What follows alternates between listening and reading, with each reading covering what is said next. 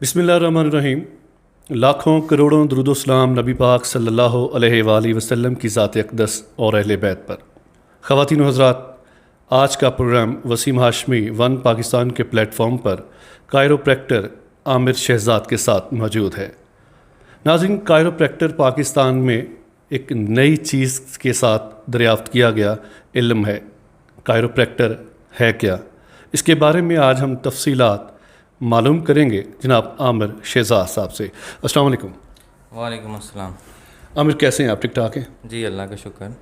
आमिर, जिस तरह इब्तदा में मैंने ये बोला कायरोप्रैक्टर, ये कायरोप्रैक्टर क्या है, पहले तो इसके बारे में बताइएगा।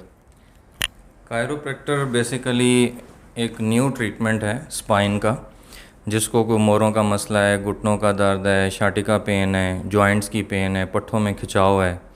जैसे अक्सर आपको कहा जाता है जी आपकी नस जो है वो फंस गई है, ठीक है, गोश्त के नीचे, हड्डी के नीचे। तो ये इसका एक ट्रीटमेंट है विदाउट मेडिसन, विदाउट सर्जरी। इसमें जस्ट इसको सिर्फ एडजस्टमेंट की जाती है और किसी किस्म की कोई मेडिसन, सर्जरी ऐसा कुछ भी नहीं होता इसमें। काफ़ी मुश्किल नाम है कायरोप्रैक्टर। कायरोप्रैक्टर को हम आसान अल्फाज में, आम लुगत में बोलना चाहें तो क्या कहेंगे? कायरोप्रैक्टर के जो मतलब लफ्ज़ी मानी ये होते हैं कि मोरों को सेट करने वाला। जैसे पहले आपने देखा होगा, इससे पहले अक्सर कहा जाता था जी जो पहलवान हैं वो एडजस्टमेंट्स करते थे, बिल्कुल ठीक है। और ये बेसिकली वही चीज़ है, सिर्फ ये कि थोड़ा एजुकेटेड हो गया है। उसमें तो ये होता था कि जो वो नस्ल दर नस्ल चलता था और प्रैक्टिस होती थी, उसमें कोई एक आध टेक्निक ऐसी होती थी जिससे कुछ लोगों को फ़ायदा भी होता था और नुकसान भी होता था। यानी कि ड्यूरिंग ट्रीटमेंट जो पहलवान थे वो तो ज़ोर आजमाई करते थे, हड्डी जोड़ या पट्ठा चढ़ जाना, तो वो उसको यानी कि ज़ोर के साथ अपने अपने इल्म के मुताबिक ठीक कर देते थे। आपका ये होता है कि आप उसको पहले चेक करते हैं या कि नर्वस ब्रेक डाउन ना हो जाए इंसान का, यानी कि इसमें सारी वो चीज़ें आ जाती हैं? जी बिल्कुल, ये ऐसे ही है। इसमें बहुत ज़्यादा प्रैक्टिस की ज़रूरत होती है। अब बाहर के कंट्रीज़ में तो यही होता है कि आपको एक नर्व डिटेक्टर होता है, ठीक है, वो पूरी स्पाइन को नेकेट करके उसके ऊपर मूव किया जाता है और फिर आपकी नीडल ड्रॉप हो जाती है जहाँ पर कोई इशू हो, ठीक है। लेकिन पाकिस्तान में आपको पता है कि ये चीज़ पॉसिबल नहीं है, क्योंकि ज़्यादातर फीमेल्स को इशू होते हैं, तो आप ऐसा कुछ नहीं कर सकते। तो इसमें आपका एक्सपीरियंस काउंट होता है कि आपका कितना एक्सपीरियंस है, क्योंकि फिर उसमें आपने ऊपर से ही टच करके और बॉडी फ्रेम चेक करके आपने उससे गैस करना होता है कि वाकई किस जगह पे प्रॉब्लम आ रही है। तो फिर एग्जैक्ट उस पॉइंट तक आप पहुंच के, तो वो फिर शर्ट के ऊपर से ही आपने उसको डिटेक्ट करके और उसको एक झटके में रीसेट हो जाता है। उसमें कोई इतना मतलब डेंजरस कुछ भी नहीं होता। सिर्फ डेंजरस अक्सर लोग घबराते हैं जी कि मैं फ़लाने के पास गया था, उसने सेट किया तो मेरा और ज़्यादा बढ़ गया। तो ये पूरी एक स्टडी है, इसको पूरा एक समझना पड़ता है। पूरी स्टडी है, उसके पीछे बहुत बड़ी प्रैक्टिस होती है। आपको कम से कम 4 से 8 साल की प्रैक्टिस होती है। उसमें फिर आपको एग्जैक्ट पॉइंट्स का पता चलता है। फिर उन पॉइंट्स को जस्ट आपने हल्का सा झटका देना होता है, लेकिन उसमें परफेक्शन चाहिए।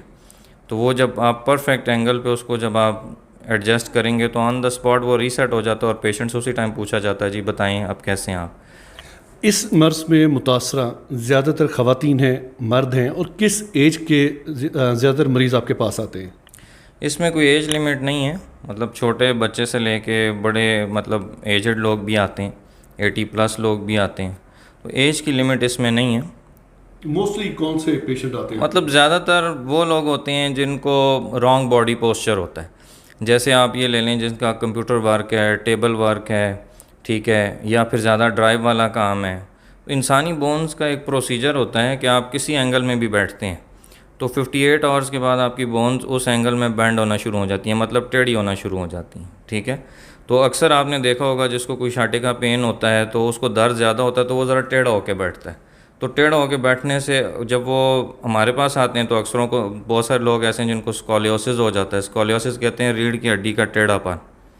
तो वो जब टेढ़ी हो जाती है तो फिर उसको सीधा भी करना पड़ता है। उसके लिए फिर पोस्चर चेंज करना पड़ता है, उससे पहले एडजस्टमेंट्स होती हैं ताकि उसको रास्ता मिले और वो अपनी जगह पे रीसेट हो। एक पेशेंट जब आपके पास आता है, उसको रीढ़ की हड्डी का मसला है, पहले ही ट्रीटमेंट में आप उसको एडजस्ट करते हैं या उसके सेशन वगैरह होते हैं? इसका कायरो का मैं आपको थोड़ा सा एक बता दूं, क्योंकि जो अक्सर लोगों को यहाँ पर पाकिस्तान में प्रॉब्लम होती है कि आप अभी नेट पर सर्च करें तो आपके सामने सैकड़ों के हिसाब से कायरो आ जाएंगे। तो कायरो का जो बेसिक जो चीज़ है, आपको अवेयरनेस होनी चाहिए कि कायरो ट्रीटमेंट का मतलब ड्यूरेशन कितना होता है, उस पर कितना टाइम लगता है, कितने सेशन होते हैं और रिज़ल्ट्स क्या होते हैं। जी बिल्कुल। ठीक है। तो जो कायरो एडजस्टमेंट्स होती हैं इसमें फ़र्स्ट ऑफ़ ऑल तो ये कि आपने जस्ट जो एज इसकी सेशन की लिमिट है वो 6 है, 6 से ऊपर सेशन होता ही नहीं है, ठीक है। उस 6 के अंदर अंदर आपका प्रॉब्लम सॉल्व होना चाहिए। और ये सब कुछ आप अपने हाथों से ही करते हैं या मशीन का भी सहारा लेते हैं? नहीं, कायरो में कोई मशीन नहीं इस्तेमाल होती। अब मैं जैसे आपको बता रहा हूँ कि यहाँ पर बहुत सारे थेरापिस्ट हैं जिन्होंने अपने नाम के साथ कायरो लगाया हुआ है और वो 35-35 सेशन करते हैं, 40-40 सेशन करते हैं और चार्ज भी बहुत ज़्यादा। मैं बात कर रहा हूँ आपकी थेरेपिस्ट में कायरो में फ़र्क क्या है, और इसमें ये जो आपकी फील्ड है इसमें मेडिसिन का इस्तेमाल किया जाता है, इंजेक्शन का इस्तेमाल किया जाता है? नहीं, ऐसा कुछ भी नहीं होता हमारे इसमें, कोई मेडिसन, सर्जरी, इंजेक्शन ऐसी कोई चीज़ भी नहीं होती। सिर्फ इसमें ये होता है कि हम बॉडी पोस्चर जैसे आपको बताते हैं, आपने उस पोस्चर पर रहना होता है, ठीक है, 6 ताकि सेशन से ज़्यादा आप सेशन नहीं करते? नहीं, 6 सेशन से ज़्यादा नहीं होता और 6 सेशन पे ऑलमोस्ट 2 दिन लगते हैं, ठीक है। आपको जैसे हमने एक सेशन दिया है तो 10-15 मिनट के बाद दूसरा सेशन दे देते हैं, फिर 4-5 घंटे के गैप के बाद फिर नेक्स्ट 2 सेशन देते हैं और फिर अगले दिन सुबह में आपको 2 सेशन दिए या शाम में दे के आपको फ्री कर देते हैं। इसमें सिर्फ ये होता है कि बाज़ दफ़ा इसमें सिर्फ केयर है, थोड़ी सी एहतियात आपको करनी पड़ती है, लेटने उठने का तरीका और ये सारा कुछ इसकी एहतियात करनी होती है क्योंकि वो ज़रूरी है। हमारा काम तो एडजस्टमेंट है, वो तो ऑन द स्पॉट रिज़ल्ट आपके सामने होता है, हम सेट करते हैं और उसी टाइम पूछते हैं जी बताएं अब कैसा फ़ील हो रहा है आपको। तो ये कायरो ट्रीटमेंट है। कायरो ट्रीटमेंट में अगर कोई गैजेट्स यूज़ करता है आपको, मतलब किसी किस्म की जैसे मसाज थेरापिस्ट, मशीन वगैरह? हाँ जी, तो अगर वो यूज़ करता है तो वहीं आप समझ जाएँ कि ये गलत है। और कोई आपको अगर ये कहता है कि जी आपको इसमें सेशन आपको 10 लेने पड़ेंगे, 12 लेने पड़ेंगे, तो वो रॉन्ग है। इसमें होते ही 6 सेशन है। इससे ऊपर सिर्फ उस सूरत में जाएंगे जब आप केयर नहीं करते, उसको डिसलोकेट कर देते हैं, गलत तरीके से लेटते उठते हैं या कमर बैंड कर देते हैं, तो उस सूरत में ये होता है। एक आम इंसान को कायरोप्रैक्टर कितने साल में कितनी बार चेक करवाना चाहिए अपने आप को? देखें, जैसे आप गाड़ी बाइक की ट्यूनिंग कराते हैं कुछ अरसे के बाद, ठीक है, आपको अक्सर आप देखते हैं कि जी ये मैंने बाइक लिया है तो मैंने अब इसको 1 मंथ या 2 मंथ के बाद मैंने इसकी ट्यूनिंग करवानी है, या गाड़ी ली है तो उसकी ट्यूनिंग करवानी है। तो ये इजी वे में मैं आपको बताऊं कि ये इंसान की ट्यूनिंग है, ठीक है, जो हम लोगों को अवेयरनेस नहीं है, हमारे लोगों को पता नहीं है। हम गाड़ी बाइक की तो करा लेते हैं लेकिन अपनी नहीं कराते, उसमें कोई लोगों का कसूर नहीं है, सिर्फ ये कि अवेयरनेस नहीं है लोगों को। तो हम यही चाहेंगे कि अवेयरनेस इसकी होनी चाहिए लोगों को। और ये आपने 3 मंथ से 6 मंथ के बीच में एक दफ़ा एडजस्टमेंट, फुल बॉडी एडजस्टमेंट कराना सबके लिए ज़रूरी है। उसमें बच्चे हों, बड़े हों, मेल है, फीमेल है, कोई भी है, ठीक है, तो वो हर 6 मंथ बाद ये ज़रूरी है। चेकअप करवाएं। अच्छा आमिर, एक तो होगी अवेयरनेस, अब मेरे चैनल के ज़रिए आप कर रहे हैं, ये सिर्फ इल्म आप अपने तक महदूद रख रहे हैं कि आपने फेसबुक पेज या यूट्यूब चैनल भी आपने कोई बनाया है जिससे लोगों में अवेयरनेस पैदा हो कि यार वाकई ये एक चीज़ है और इसको हमें इससे इस्तिफ़ादा हासिल करना चाहिए? जी बिल्कुल, हमारा यूट्यूब का चैनल है CPT पाकिस्तान के नाम से, फेसबुक का पेज है हमारा CPT पाकिस्तान के नाम से। नाज़रीन, इन्होंने फेसबुक पेज का भी बताया है, यूट्यूब चैनल का भी बताया है, वो मैं स्क्रीन के नीचे और डिस्क्रिप्शन में भी दे दूंगा, आप लाजमी चेक कीजिएगा डिस्क्रिप्शन में, और इनका मोबाइल नंबर भी मैं दे दूंगा ताकि जो एक अबहाम है वो आपसे दूर हो जाए। जी, तो जस्ट ये कि किसी को भी मोरों का मसला है, डिस्क का मसला है, घुटनों का दर्द है, सब वीडियोस आपके यूट्यूब चैनल पे जी वो सारी हमारी मौजूद हैं, पट्ठों का खिंचाव है, सारा कुछ। लेकिन एक दो चीज़ें मैं आपको बता दूं कि हमारे यहाँ अक्सर लोगों को ये होता है, जिसको कोई शाटी का पेन है तो उसको डॉक्टर कहता है जी आपकी नस दब गई है तो फ़ौरन से ऑपरेशन कराएं, ठीक है। तो वो होता क्या है वो मैं आपको थोड़ा सा गाइड करूँगा।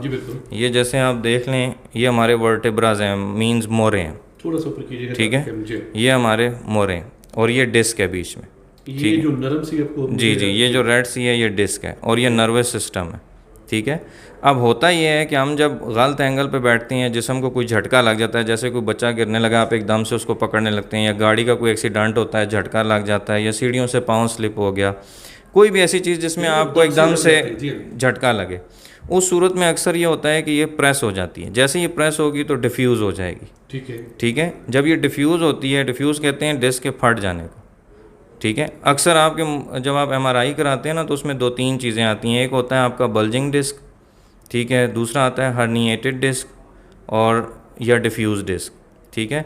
बल्जिंग डिस्क बेसिकली कहते हैं स्लिप डिस्क को, जो ये अपनी जगह से स्लिप हो जाती है उसको कहते हैं, और स्लिप होने के बाद फिर ये डिफ्यूज़ होती है, वो उस पर टाइम लगता है, क्योंकि जो आप मेडिसिन लेते हैं या इंजेक्शन लगाते हैं उसमें सिर्फ पेन आपका साइलेंट हो जाता है, जो प्रॉब्लम है वो तो नहीं सॉल्व होता ना। अब देखें एक चीज़ अगर डिसलोकेट हो गई, उसको रीसेट करेंगे तो अपनी जगह पे आएगी, वो दवाइयों से तो अपनी जगह पे नहीं आएगी। बिल्कुल। ठीक है, तो जब ये डिस्क डिफ्यूज़ होती है, आपको अक्सर जब नस दबने का इशू होता है तो उसमें आपको कहा जाता है जी आपकी जो नस है वो गोश्त के नीचे आ गई, हड्डी के नीचे आ गई है, तो ऐसा कुछ भी नहीं होता। ये जब डिफ्यूज़ होती है तो इसमें लिक्विड होता है, पानी से होता है। जैसे ये डिफ्यूज़ होगी, थिनिंग डिस्क में कन्वर्ट होगी, मतलब बैठ जाएगी।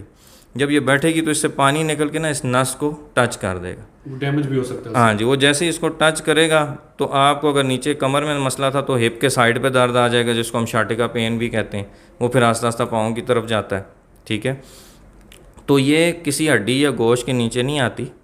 आपने अक्सर देखा होगा कोई वेड़ा या बकरा ज़बह होते हुए आपने देखा होगा अक्सर ईद पे, तो उसकी जो स्पाइन होती है, जो रीढ़ की हड्डी होती है, उसके ऊपर एक वाइट सी झिल्ली सी होती है, उसके अंदर वो पैक होती है, गोश्त उसके ऊपर होता है। ठीक है, तो जब आप उसको छुरी चलाते हैं तो उस पर छुरी भी नहीं चलती, वो इतनी स्ट्रांग होती है। तो मुझे बताएं उसके, अब ये सारी पैक है तो इसके अंदर गोश्त किधर से आ गया या हड्डी किधर से आ यानी गया? कि आपके कहने का मकसद ये है कि इंसानी जिस्म का सबसे ज़्यादा जो दारो मदार है इन अशिया पे मौजूद है, इन हड्डियों पे मौजूद है, रीढ़ की हड्डी पे। ये आपका इंजन है, ये इंजन है आपका। ठीक है, नर्वस सिस्टम आपका इंजन है। जब आप खुराक कोई भी खाते हैं, ठीक है, तो वो आपके अंदर जाके ब्लड बन जाती है, ब्लड बन के फिर वो पूरे जिस्म में दौड़ती है नर्वस सिस्टम के थ्रू। ठीक है, और जहाँ पर भी कोई ब्लॉकेज आएगी वहाँ पर ज़ाहिर बात है फूड प्रॉपर नहीं पहुँचेगा, तो जब प्रॉपर नहीं पहुँचेगा तो फिर इस किस्म के इश्यूज़ होंगे, उस हिस्से में प्रॉब्लम आएगी। अच्छा, पहलवान लोग जो थे वो तो एक नॉर्मल सी फ़ीस लेते हैं। मैं थोड़ा सा अब आपको दूसरी तरफ लेके जाने वाला हूँ। आपकी फ़ीस काफ़ी ज़्यादा होगी।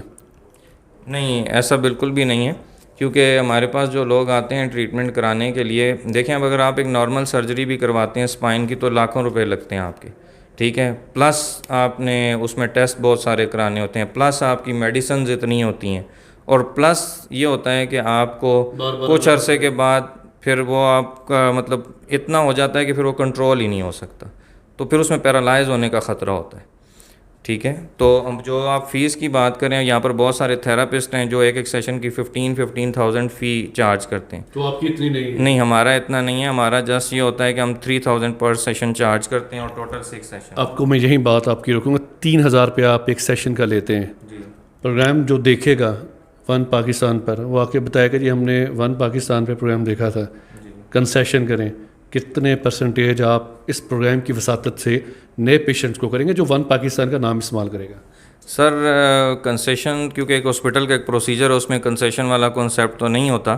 ठीक है, बाकी ये है कि हम मतलब हमारे लिए सब इक्वल हैं। हम ये नहीं करते कि आपके चैनल से कोई आया तो कोई हमारे चैनल से आया, कोई जहाँ से भी आया। करना पड़ेगा क्योंकि आप पहली बार हमारे चैनल पे आए और हम चाहते हैं कि आज इस प्रोग्राम की वसातत से कोई भी आपके पास आता है, थोड़ी बहुत तो आपको कंसेशन करनी चाहिए। सर उसमें यह है कि अगर आपके चैनल से कोई आता है, हम ये कर सकते हैं कि जो हमारी कंसल्टेंसी फ़ी होती है वो हम 50% ऑफ कर देंगे उनको। ये हम फेवर दे सकते हैं, क्योंकि जो हमारे हाथ में।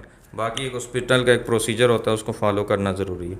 चलें जी, जो एक कंसल्टेंसी फ़ीस है इनकी, वो उसमें 50% डिस्काउंट कर रहे हैं। अगर आप में अब चेक भी करवाना चाहते हैं तो लाजमी आमिर शहजाद साहब से रब्ता कायम कीजिएगा। इनका एड्रेस मैं स्क्रीन पे भी दे रहा हूँ, कॉन्टैक्ट नंबर भी दे रहा हूँ, फेसबुक पेज, यूट्यूब चैनल को भी आप सब्सक्राइब कीजिएगा। मज़ीद कुछ पैगाम देना चाहेंगे आप? जी, अक्सर जिनको घुटनों का प्रॉब्लम होता है, अक्सर लोग ये करते हैं, डॉक्टर्स के पास जाते हैं तो आपको कहते हैं जी नी रिप्लेसमेंट करा लें। ठीक है, तो ऐसा आपको नहीं कराना चाहिए, क्योंकि जिसको नीज़ का प्रॉब्लम है उसकी दो वजह होती हैं। एक तो ये होता है कि आपकी डिसलोकेशन होती है नी की, और बाज़ दफ़ा ये होता है कि आपके कमर की, क्योंकि मुझे तो पता है, बाकी मुझे शायद ना पता हो देखने वालों, नी घुटने को कहते हैं। जी जी, जो आपके घुटनों की तकलीफ़ है। ठीक है, तो जो कमर का निचला हिस्सा है, अगर किसी को उसमें दर्द आता है और फिर घुटनों की तकलीफ़ है तो उसको बिल्कुल नी रिप्लेसमेंट नहीं करानी चाहिए, मतलब घुटने चेंज नहीं कराने चाहिए, क्योंकि आपका मेन मसला कमर से होता है। जब कमर आपकी वहाँ से नर्वस सिस्टम ओपन होगा, ब्लड सर्कुलेशन चलेगी, तो ऑटोमेटिकली इसमें लिक्विड डेवलपिंग स्टार्ट हो जाएगी और ये ठीक हो जाएगा। आपको कुछ करने की ज़रूरत नहीं है। लेकिन दो तीन चीज़ें ये हैं कि जिसको भी कमर का मसला होता है वो बेल्ट यूज़ कर लेते हैं, गर्दन का मसला है तो कॉलर यूज़ कर लेते हैं, तो ये ज़हर है आपके लिए।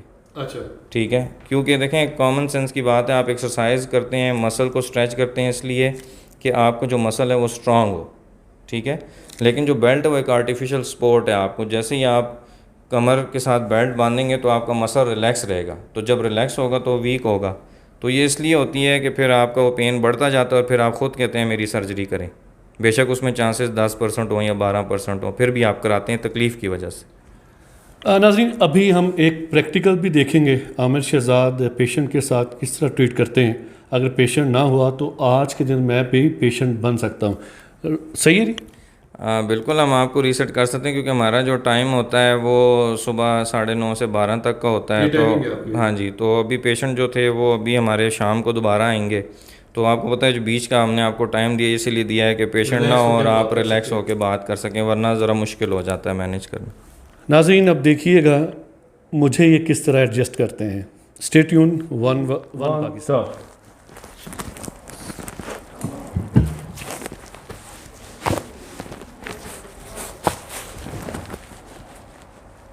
अभी उल्टा लेटें, पेट के बाल उल्टा लेट जाएं, मुंह इधर रखें, थोड़ा आगे हो जाएं, आगे ऐसे, जिस्म बिल्कुल ढीला छोड़ दें, लंबा सांस अंदर लें, मुंह खोलें और एकदम से बाहर निकालें। Again again again again again. Good.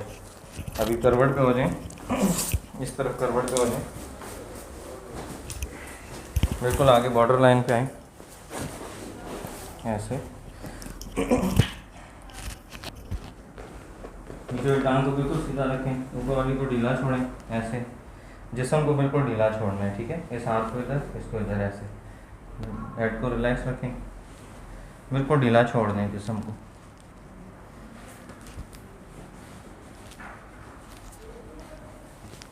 गिरते नहीं हैं आप, बेफिक्र हो जाएं, थोड़ा सा आगे हो, ठीक है। ऐसे, इसको इधर, जिस्म ढीला छोड़ दें।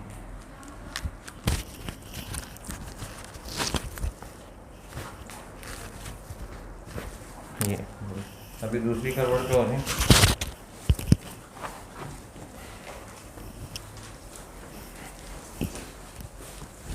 पूरा करवट पे हो जाएं।